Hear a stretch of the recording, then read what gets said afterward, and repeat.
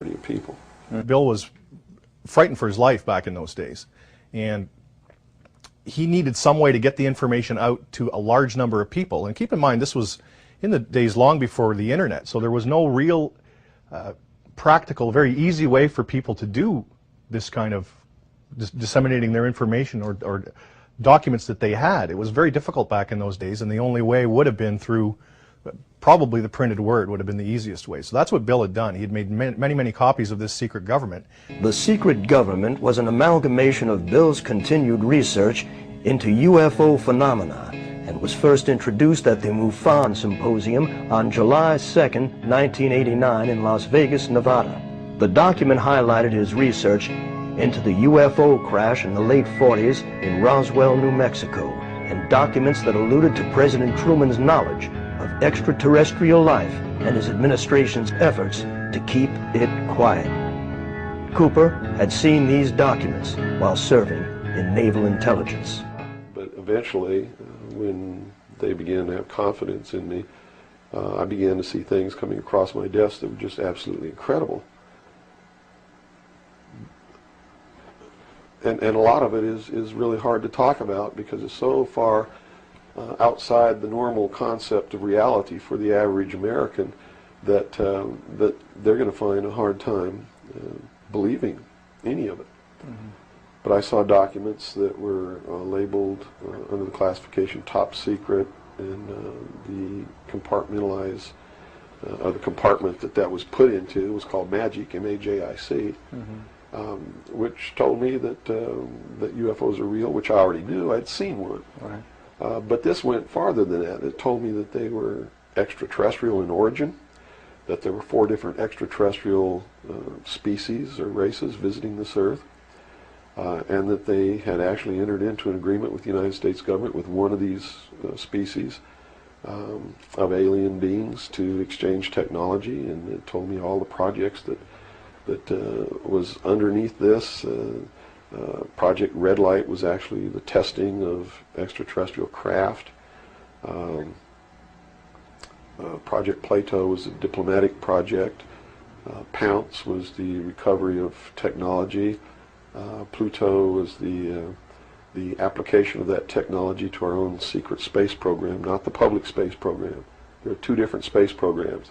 One is what the public gets to see, mm-hmm. Which is overseen by NASA, and the other one is a secret space program that nobody gets to see, which is really overseen by the Navy Department under specialized, compartmentalized black projects.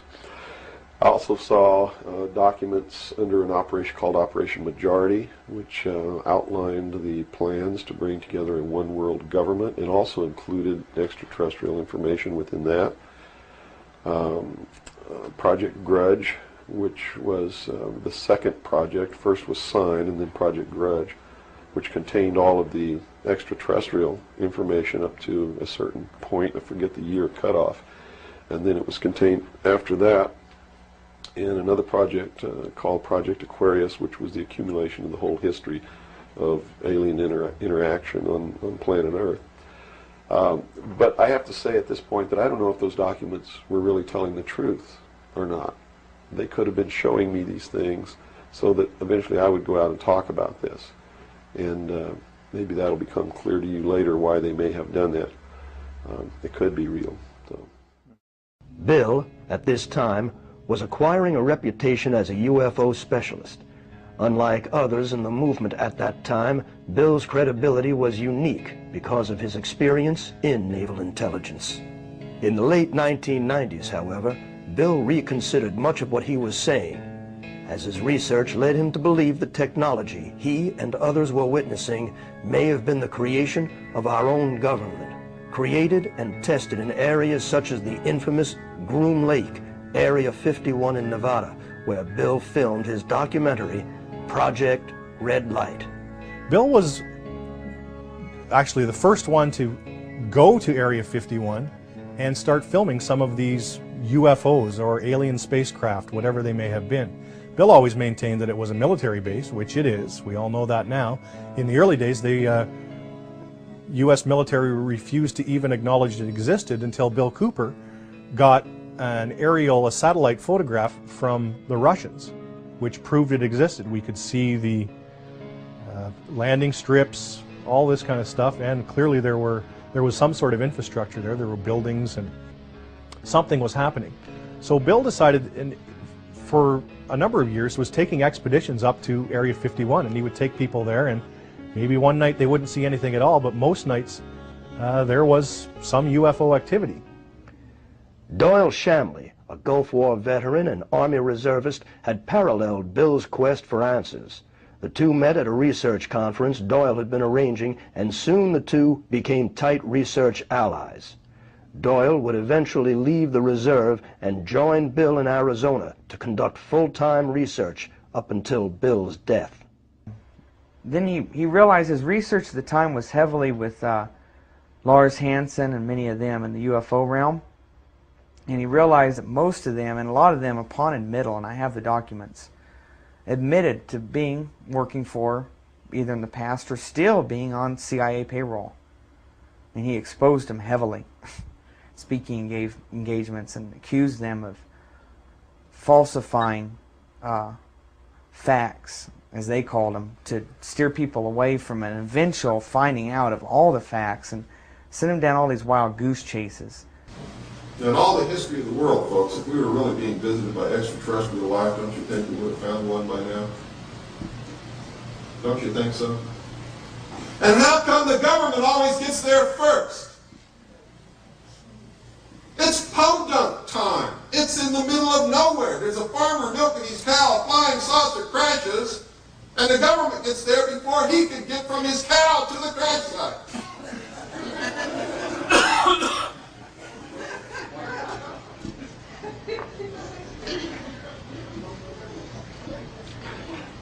It's ridiculous. And I shudder to think that in the beginning, when I first came public, I may have been misleading somebody along those lines that this whole thing is being brought about by extraterrestrials. I think some of us were really used in the service of our country, and I'm very angry about that. He then realized that the scope of it was not going to be handled by just searching the paranormal. We had to get more into our worldly realm, right here, right now, the politics, the economics. And that's when he shifted more towards government-type studies. In the history of the world, there had never been a people who were truly free or who truly ruled themselves until the United States of America was created as a republic by which we ruled ourselves through elected representatives whom we sent to the State House, either in the States or to Congress, to do it. They also gave us every tool by which we would destroy ourselves if we weren't capable of doing it. The United States and France, the revolution in this country and the revolution in France, were created to bring about governments which would function as the antithesis to the kings and queens of the world and cause them to topple off their thrones. It also gave man a chance to prove once and for all whether he could rule himself or not. And if he could, fine. That would be the New World Order. If he couldn't, they built the tools into the Constitution to allow them to take it away from us. And those tools are the creation of the federal democracy within the boundaries of Washington, D.C., and the right to contract, through which, if we were irresponsible, we would contract to receive rights from that federal democracy and thus in return give up our freedom. And that's exactly what's happening.